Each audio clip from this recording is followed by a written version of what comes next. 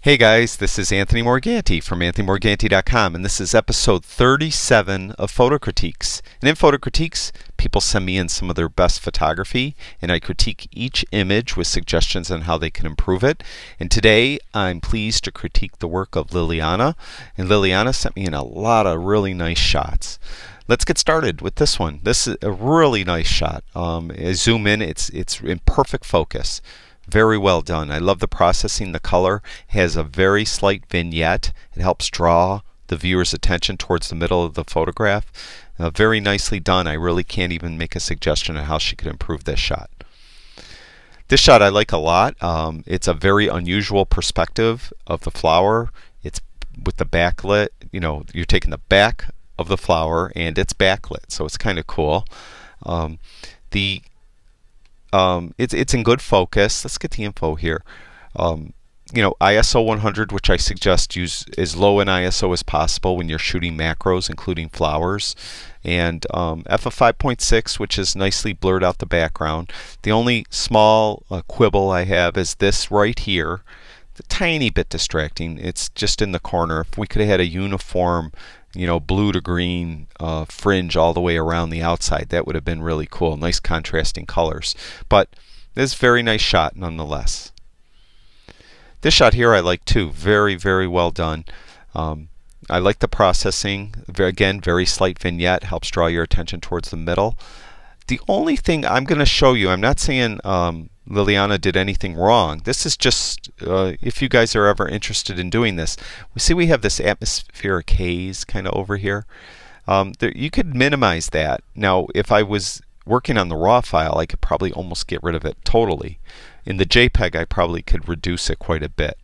First thing, though, the white point is off. You could see this is pretty much very white, with parts of it probably being very close to blown out. And you can see as I clicked on this triangle, see the parts in red? That means it's absolute white. So one thing, suggestion to Liliana, is you don't really want anything blown out in your photograph unless you're going to some artistic effect. But in this case, I don't think there's an artistic effect where you'd want that blown out. So you would bring your white point down. And to do that, now like I mentioned, it's not going to be as effective in a JPEG. With the raw file, I'd probably adjust it perfectly. But in this case, the white point would have to come down. Now if you could see, I'm going to put it back to where it was for a minute. And if you look right in here, you'll see that as I bring it down, detail does come out a little bit in those clouds. So if that, as I mentioned before, was the raw file, I could bring out way more detail in that clouds. Okay, now to get rid of this haze, or at least in this case, I'm going to minimize the haze. In this case, I'll use a brush. What you want to do is you want to turn contrast all the way up and clarity all the way up. And you're just going to paint on this area where the haze is and where the clouds are too. And as you could see, it reduces the haze. Now, like I mentioned, if I had the raw file, I bet I could get rid of all of it. Although, you know, maybe Liliana doesn't want it. It's her vision, it's her photograph. And maybe she likes that haze there. And, you know, I could see why. It did look pretty cool with the haze. It didn't look bad. It looked pretty cool. But I'm just trying to, you know, give you guys some tips if you ever do want to get rid of the haze. So I'm going to turn off the effect. That's the original shot right there. And then that's the effect with me painting away as much of that haze as possible. Again, I said it a billion times, but if it was the raw file, I could have got really these whites not blown out here, and I would have got rid of more of that haze, which would have revealed more details in the hills. So it's very nicely done, though. This shot, I'm zoomed in for some reason here. Let me zoom back out. Okay, this shot's interesting. This is one of those ones where I think Liliana probably did the best she could do with what she had. It's a pretty cool scene, though. I mean, we got the snow, and we have the bridge, and the wagon, and we have this little tiny building over here that's spewing out some smoke. It's interesting. The sky, though, is very, very drab. Nothing there. Not a lot of other interest. We have a nice diagonal line. The only small quibble is we got this little building that's jutting out here. If Liliana could have moved to the right just a tiny bit without falling into the stream and tilted her camera to the left just a touch, she would have got rid of this building. That would have helped, just the composition. But this is one where Liliana obviously did the best possible with what she was given and still made a pretty nice picture. In this shot, this is the classic canopy shot where you're shooting up at the canopy, and there's all different ways to process this. And Liliana chose to do it with some color, and there's still some detail in the trees a little bit.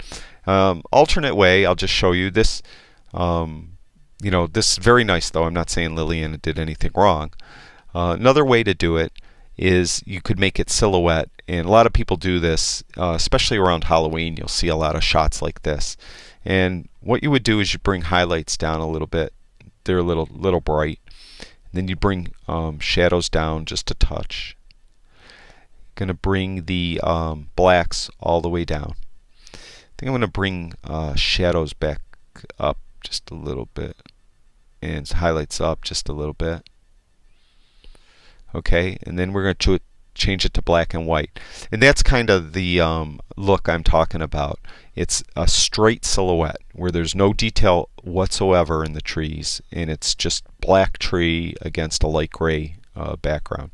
So it's just another way to process these types of shots. Other ways to do it is you really get it where it's backlit, so the sun is not in the shot, hopefully, but maybe over here to the right, and it would backlight the branches and they'd glow a little bit.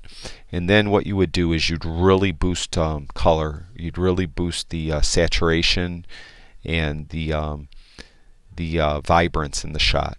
And that's another kind of opposite way of doing it than what I just did right here. But anyways, I'm going to reset it back to the way Liliana had her shot, and it's very nicely done, though. I just wanted to show a different way to do it. This shot here, I know exactly what she was doing. She was trying to get a foreground element, because really kind of the quintessential perfect landscape photo has a foreground element, a midground element, and a background element that are interesting. Hopefully there's some leading line or some framing or something like that involved that helps show off those different elements.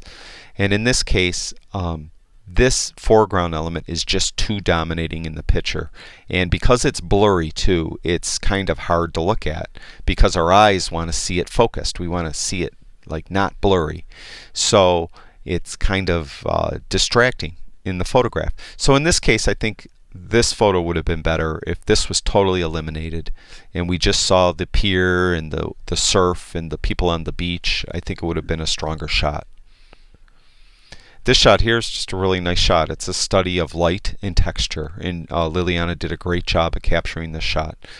Really not much to add to it. This shot, Liliana did a great job. As I mentioned in previous critiques, you always want to get all the animal in, and often I've seen when people take pictures of insects, they cut off the antenna or the antennae. You don't want to do that. You want to get it all in the shot, and she did a great job. The other thing I look for is to make sure the eyes are focused, and it appears they're focused, but as I zoomed in, maybe you could see on the video, the grain is just incredible. Just an enormous amount of grain. And as I look at the metadata, her ISO was 1600. Now that's just like very high. Whenever you want to shoot critters, I shouldn't say shoot critters, whenever you want to photograph little critters, creepy crawlers, flowers, any type of macro, but especially things like a butterfly that have some fine detail, you're going to want to use as low an ISO as possible. Now, because Liliana was at 200 millimeters, she was pretty far away. She could have, if our camera has a pop-up flash, use the pop-up flash. Pop it up and take a flash shot. The flash would have been very flat on the butterfly because the butterfly is very flat to the sensor of the camera. It would have been really even, and it would have been a much more detail would have came out in the shot and wouldn't have been obscured by the grain of the ISO of 1600. So Don't be afraid with macros to use your flash, even the built-in one. If you get too close, you're going to, what's happens is either one of two things. If you got too close, the flash is going to shoot over the top, so you're going to just get like the top half of the frame have a flash on it. Or if your lens is long, the lens is going to cast a shadow down onto the subject. But as I mentioned, in this case, Liliana was 200 millimeters away, or 200 millimeter lens, so she was fairly far away. And I think the flash would have worked out well. The other alternative, if you have some bucks to spend, get a ring flash. Ring flashes are great for photographing creepy crawlers and for photographing flowers. They're just really good. They do a nice flat even light on the subject, and you can see all the details. So ring flashes are the optimum thing to do. Otherwise, always use, or anyways, all the time, as low an ISO as possible. And this is the last shot. This is your classic shot, shooting through the window. This is one of the ones where Liliana did the best with what she had. We have the golf course. We have a leading line here. Other than that, I mean, it's not overly interesting. There's not a lot of different colors in the background. And so, this is a good study and things you could practice. When it's raining out, go out in your car and shoot through your car window at various subjects. Even if it's in the city, you could shoot at storefronts and signs and people walking down the street in the rain. And the way you would do it is you generally, I bracket as far as the aperture. I would use something in the wider end of my lens like she did here around f5.6. I would go something more towards the middle around 8 or so, and then I would go something a little more closed like around 16, 11, 16, and you would focus on the raindrops that are on the window, and everything else behind it would go back into blur, would start to blur out. That's the effect you want. You want the raindrops in perfect focus, and then everything else gets kind of blurred, and the raindrops help enhance the blur, make it kind of like a painterly effect. So like I mentioned, she did the best she could, I think, with this scene, but it's something you could experiment with, and it's easy to do in your car. Just if you have a car, just go out, drive around, and shoot through the the window. Hopefully it's raining hard enough where the window gets rain running down it. That helps enhance the effect also. So that's it. I'd like to thank Liliana for sending me in some of her images. You guys could tell she's got a really great photographic eye, and very, very good photographer. The only thing I think I was critical of is maybe that foreground element in the one shot, and I made some suggestions on how anyone, not just Liliana, might want to try to process a photo differently. Just a suggestion. This isn't everyone has their own vision of what they want the image to be, but it just gives you some ideas of what you could do and what Lightroom could do. So thank you again, Liliana, and I'd like to thank everyone who has been watching my videos. I really appreciate it, and subscribing to my YouTube channel. It's been incredible how many subscribers I get every day, and if you haven't already, I'd appreciate it if you went over to YouTube and subscribed to my channel and went to my website. I have a lot of videos and articles over there. I'm going to be working on the website to get it so it's more easily maneuverable, so you could find things a little better. Right now it's a little tricky, but I appreciate you going over there nonetheless. So thank you everyone for watching, and I'll talk to you guys soon.